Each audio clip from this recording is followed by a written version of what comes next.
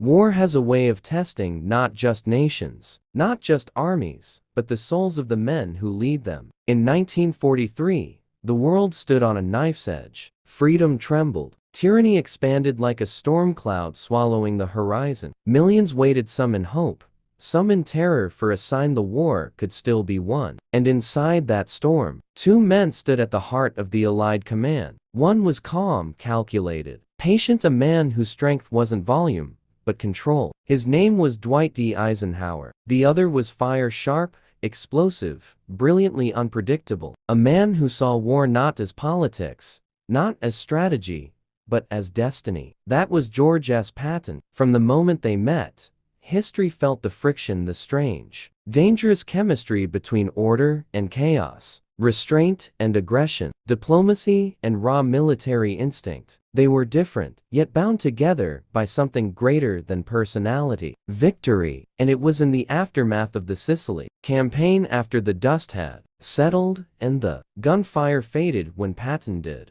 something that forced Eisenhower to confront the one truth every leader fears. Sometimes, the greatest threat is not the enemy in front of you, but the ally beside you. The sun hung heavy over the island of Sicily that summer. The air smelled of salt, gunpowder, and exhaustion. American soldiers, bloodied, bruised, some barely walking, dragged themselves from field hospitals back to the lines, determined to prove they could still fight. War didn't care whether a soldier was tired. War didn't care whether a soldier was scared. War demanded everything, but even war had limits. Inside a military field hospital tent, a young American soldier lay, trembling, not from injury, not from blood loss, but from something invisible: shell shock. Today, we call it PTSD.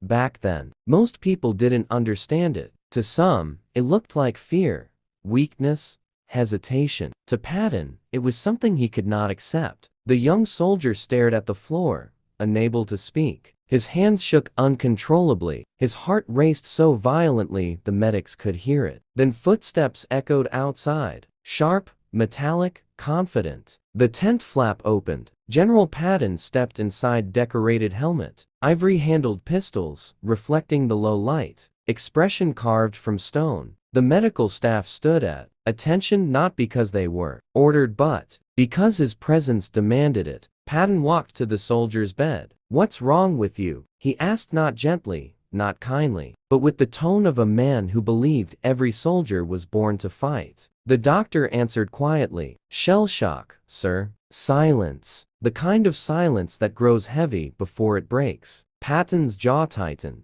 Then he spoke, not to the doctor, but to the trembling soldier. "You're here because you're scared?" The soldier didn't answer. Patton's voice rose, sharp, echoing through the tent. "You're not wounded. You're a coward." Every medic froze. No one moved. No one breathed. Patton's temper exploded. He slapped the soldier across the face, not once, but twice. "You get back up," he growled. "You do your duty. Nobody wins a war hiding in a bed." The soldier cried, not because of the slap, not because of the words, but because the weight of war had broken something inside him that courage alone could not repair. Patton stormed out, leaving shock and silence behind him. But war doesn't keep secrets. Whispers spread. Medics talked. Officers overheard. Eventually, reporters learned the truth. And before long, so did Eisenhower. When Eisenhower first read the report, he didn't slam his desk. He didn't curse. He didn't shout. He closed his eyes. Because Eisenhower knew what the world didn't. Patton was more than a general. He was a weapon capable of shifting the war, a weapon capable of terrifying the Germans more than any tank or artillery barrage ever could. Even Hitler feared him. But now, that weapon was becoming unstable, and unstable weapons don't just destroy the enemy, they destroy everything. Eisenhower knew the Allied coalition held together by diplomacy, respect, trust, and the fragile belief that America was not just powerful, but honorable. One act, one moment could fracture everything. So Eisenhower did something few leaders could. He waited. Not because he was uncertain, not because he feared Patton, but because leadership is not reacting in anger, it is responding with purpose. Meanwhile, Patton continued touring hospitals and camps, his frustration growing, his energy burning, his belief unshaken. Soldiers must fight, not retreat from fear. But history was watching, and history remembers everything. A week later, Eisenhower summoned Patton. No war room, no staff, no audience, just two men, alone, one representing order, the other raw force. Patton entered with confidence, almost defiance. Eisenhower didn't stand. He didn't raise his voice. He spoke with the tone of a leader who understood the weight of every word. "George, tell me what happened." Patton recounted the event not with regret, but with conviction. In his eyes, he hadn't punished weakness, he had protected the army. When he finished, the room fell silent. Eisenhower looked at him not as a subordinate, not as a fellow general, but as a friend he could no longer protect. Then he said the words Patton did not expect. "George, you crossed a line." Patton stiffened. "You are one of the finest battlefield commanders in history, but leadership is not just about winning battles. It's about protecting the men who fight them." Patton swallowed hard, but said nothing. "You can't slap a soldier," Eisenhower continued. "Not with fear, not with anger, not with frustration. Because the moment you do that, you stop fighting the enemy and start fighting your own army." Patton's voice cracked, not angry, but wounded. "He was afraid, Ike." Eisenhower nodded. "So are we all." Another pause. Then Eisenhower spoke the sentence history remembers. "Courage is not the absence of fear. It is the ability to act despite it. And our job is to make sure every man finds the strength to do that, not shame him for struggling." Patton's eyes dropped, not in defeat, but in realization. For the first time in a long time, he was silent. What Eisenhower did next would define leadership, not just in war, but in every era after. He ordered Patton to apologize, not privately, but publicly, to the soldier, to the unit, to the entire army. Because accountability is not weakness. Accountability is discipline. Patton resisted at first, not with words, but with the pride of a man who believed apology was surrender. But Eisenhower stood firm. "The world is watching, George," he said softly. "And if we lose our humanity in this war,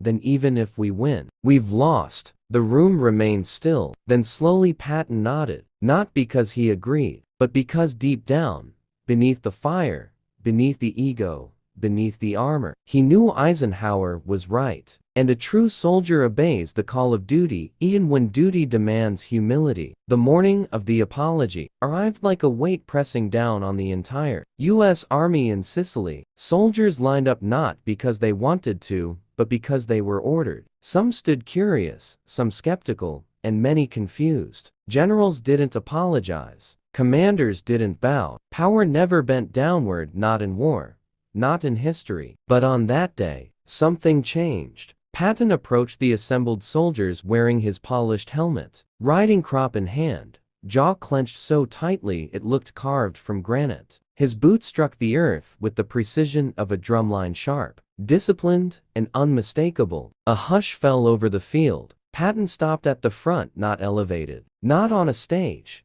not above them, but among them. For a moment, he said nothing. His chest rose and fell with the quiet struggle between pride and duty. Finally, his voice broke the silence. "I am here," he began, "because I made a mistake." The words felt unnatural, heavy, like metal grinding against metal. The soldiers shifted, surprised. Patton was a man known for certainty, aggression, unstoppable momentum, not vulnerability. "I spoke to a soldier in anger," he continued. "A soldier who needed help, not condemnation." His voice did not shake, but there was a tightness there, a pressure only a man who swallowed his pride could express. "And for that," he said slowly, "I apologize." Some soldiers blinked, unsure if they heard correctly. Patton, America's fiercest general, was apologizing. "To the soldier," he added, "and to all of you." He paused. "But let me make one thing clear." Every man stood straighter. "This army," Patton growled,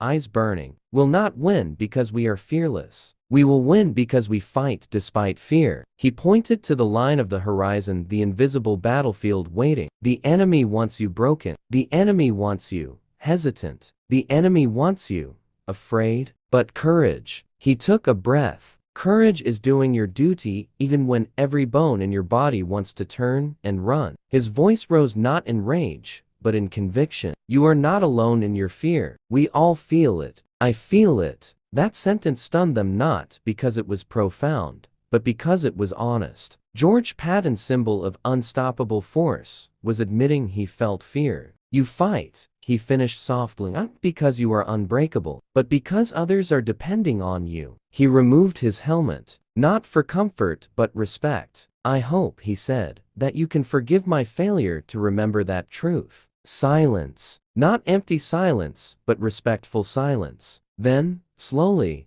the soldiers saluted, not because they were ordered, but because in that moment, Patton wasn't just a general. He was human. He was one of them. But even after the apology, the consequences were far from over. News traveled fast. Across the ocean, newspapers printed headlines. American general slaps soldier, public outrage grows. Patton under fire for abuse of troops. Should General Patton be removed? Politicians demanded hearings. Families wrote letters. Some argued Patton was unfit for command. Others defended him, calling his actions harsh, but made in the fire of war. Eisenhower found himself in the middle of a storm, not military, but political. The British command, already wary of Patton's aggressive style, watched closely. Montgomery, controlled, precise, cautious, saw the scandal as confirmation of every suspicion he held. Some feared it would divide the Allied command. Others feared something worse, that the enemy would see weakness. So Eisenhower made his most difficult choice. He sidelined Patton, not permanently but decisively. Patton remained in uniform,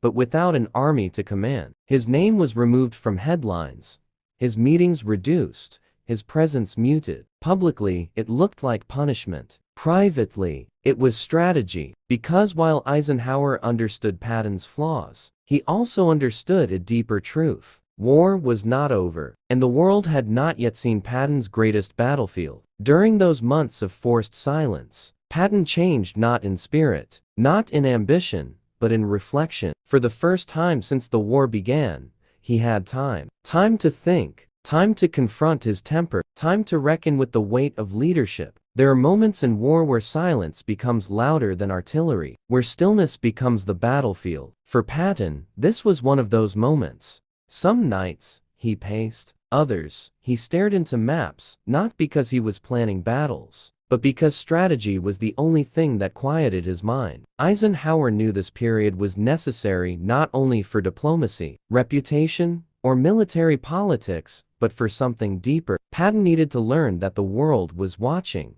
not just how he fought the enemy, but how he treated the men who followed him. War makes legends, but character decides which legends survive history. Months passed. Then came Operation Overlord, the invasion of Normandy. Hitler believed he understood Allied strategy. He believed he could predict where the blow would land. But there was one factor that terrified him. Not Eisenhower, not Montgomery, not Bradley, but Patton. The Germans feared Patton so deeply, they believed wherever he was, the real attack would be. So Eisenhower made a decision that would shape the war. He used Patton as a weapon, not on the battlefield, but in deception. Patton was placed at the head of a fake army, wooden tanks, inflated aircraft, dummy radio transmissions, all designed to convince the Germans that the real invasion force was under Patton's command. And it worked. German intelligence reported, "Where Patton goes, the invasion will follow." Even in silence, even without command, Patton influenced the battlefield. He became the psychological spearhead of the Allied strategy, and Hitler took the bait. The German high command shifted critical reinforcements away from Normandy and toward where they believed Patton would strike. Eisenhower's gamble worked. The beaches of Normandy opened. The Allies landed. France began to break free from occupation. And while Patton listened to reports from afar, something inside him reignited, not anger, not frustration,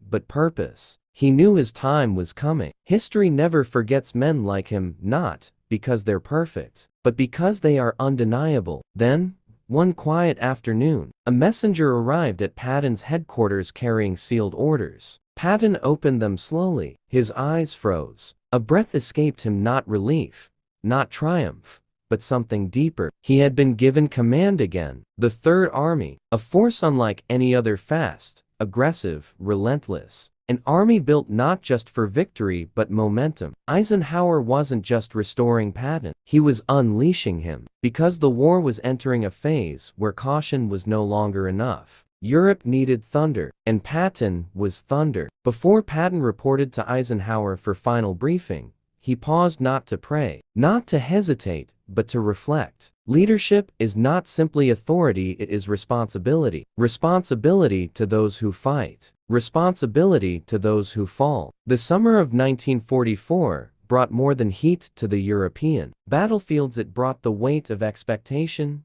history, and destiny. The Allies had broken out of Normandy. France was being liberated, town by town, road by road. But the war was far from over. Every victory carried the echo of loss, and every step forward was measured by the price already paid. Patton's Third Army roared into action like a storm unleashed. Tanks rolled across the French countryside, their engines a symphony of power. Soldiers marched with determination, adrenaline, and the quiet terror of men who knew the stakes were life itself or death itself. Patton was everywhere, inspecting units, urging speed, demanding precision. But now, tempered by a lesson learned in Sicily, he was no longer a general who only saw weakness to punish. He had learned that a soldier's soul was as important as his weapon. That lesson, hard-earned, was visible in the way he now spoke. Firm, yes, but with an understanding that courage needed guidance, not scorn. Meanwhile, Eisenhower monitored the operation from his headquarters. His eyes never left the reports,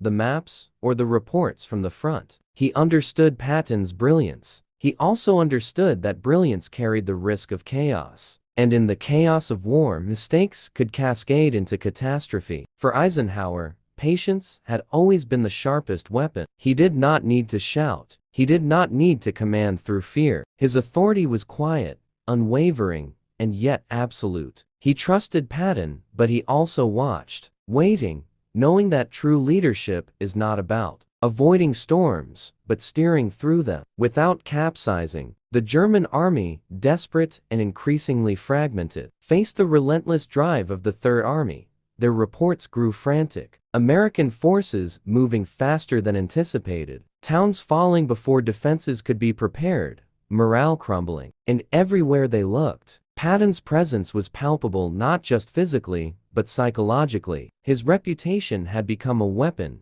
sharper than any artillery. Yet, in Eisenhower's mind, the memory of Sicily was never far. Patton's slapping incidents had reminded him that even the most talented leaders could falter. Leadership, he knew, was as much about restraint as it was about aggression. He had already seen the results of unchecked fire. He had already witnessed the consequences of crossing the line. So he maintained his vigilance. Every communication, every report, every decision was filtered through a lens sharpened by both history and humanity. He knew that Patton's mind was a battlefield of its own, a storm of genius, ego, and instinct. Eisenhower's role was to ensure that storms served a purpose greater than itself. The Third Army advanced relentlessly. Towns were liberated, supply lines were stretched, logistics strained to keep pace with Patton's furious tempo. Yet soldiers no longer feared him as before. They respected him. They trusted that the fire driving him forward now had guidance, that his anger would not strike them, but the enemy. Patton had learned to channel his rage not to punish,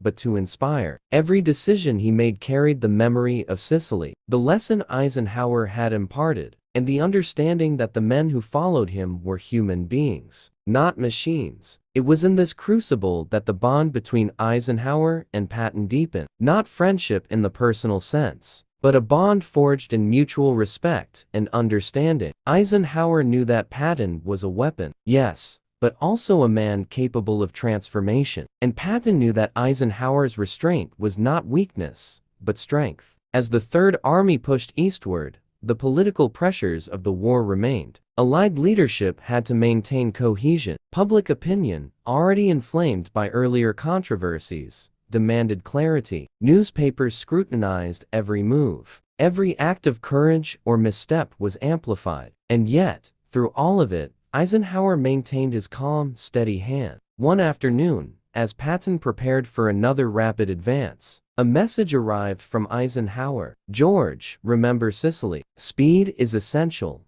but restraint saves lives. Lead with courage, tempered by wisdom. Patton read it carefully, feeling the weight of the words not as an order, but as counsel. He understood the meaning fully. He had been gifted the trust of a man who understood both the art of war and the art of leadership, and he resolved that every decision henceforth would honor that trust. The months that followed saw Patton's Third Army achieve what few believed possible. Cities fell, bridges were captured, the enemy was outmaneuvered at every turn. His tanks thundered across Europe, his soldiers followed with determination, and every advance carried the invisible mark of Eisenhower's guidance. Yet there were moments when Patton's temper flared, when the old fire returned, threatening to break through the careful discipline he had cultivated. But each time, he remembered Eisenhower's words. Each time, he restrained, calculated, and chose the path that would achieve victory, without destroying the trust of those who served beside him. It was a delicate balance, a constant struggle between instinct and wisdom, fury and restraint. But in that balance lay greatness. In that balance lay the reason history would remember both men not just as generals, but as leaders who understood the human cost of war. One evening, after a long day of planning and movement, Patton reflected on the path he had traveled. The memory of the soldier in Sicily who had trembled in fear still haunted him. He thought about the countless others who would never make it back home, who would carry scars unseen. For the first time, he realized that true leadership was not measured by victories alone. It was measured by the lives preserved, the courage inspired, the humanity maintained in the midst of destruction. And he understood something else, something that Eisenhower had known all along. Power without discipline is chaos. Brilliance without restraint is disaster. Fire without direction consumes not just the enemy, but everything in its path. Patton resolved that he would never forget, that he would honor the lesson learned in that Sicilian field hospital, that he would wield his power not recklessly, but with purpose. By the time the war drew to its final chapters, Patton had become a legend, a commander feared by enemies, respected by allies, and remembered by history. His tanks rolled through the heart of Europe, liberating towns, rescuing prisoners, and driving back the forces of tyranny. And through it all, Eisenhower remained the calm center, the guiding hand, ensuring that Patton's fire served a higher purpose. In private, he praised Patton. In public, he allowed him to command. And in moments of reflection, he knew he had made the right choice. Because Eisenhower understood something few others did. A leader's true strength is not in eliminating risk or punishing errors. It is in channeling brilliance, tempering chaos, and guiding fire so that it becomes a force for victory and not destruction. History remembers the battlefield moments, the charges, the victories, the defeats, but it also remembers the choices made away from the front lines. Eisenhower's decision to confront Patton, to demand accountability, to temper brilliance with wisdom, shaped not just the outcome of battles, but the very course of the war. Without that intervention, without that restraint, history might have been different. The Third Army's triumphs might have been marred by internal collapse. The Allied coalition might have fractured. Lives could have been lost unnecessarily. Instead, there was balance. There was victory. There was legacy. And for Patton, the lesson endured. Power is nothing without discipline. Courage is nothing without humanity. And fire, no matter how bright, must always be guided. In the end, the story of Patton and Eisenhower is not just a story of generals and battles. It is a story of leadership, of trust, of human complexity. It is the story of a man who could cross lines others feared, and the man who held him accountable, not with anger, but with wisdom. The war ended, Europe rebuilt, soldiers returned home, and history wrote its verdict. Patton remained a legend. Eisenhower remained a leader admired by generations. And the lesson of Sicily, the lesson of humanity, courage, and restraint remained eternal. Because sometimes, the greatest victories are not won on the battlefield. They are won in the choices we make when no one is watching, when pride must be set aside, and when leadership demands more than just strategy, it demands heart.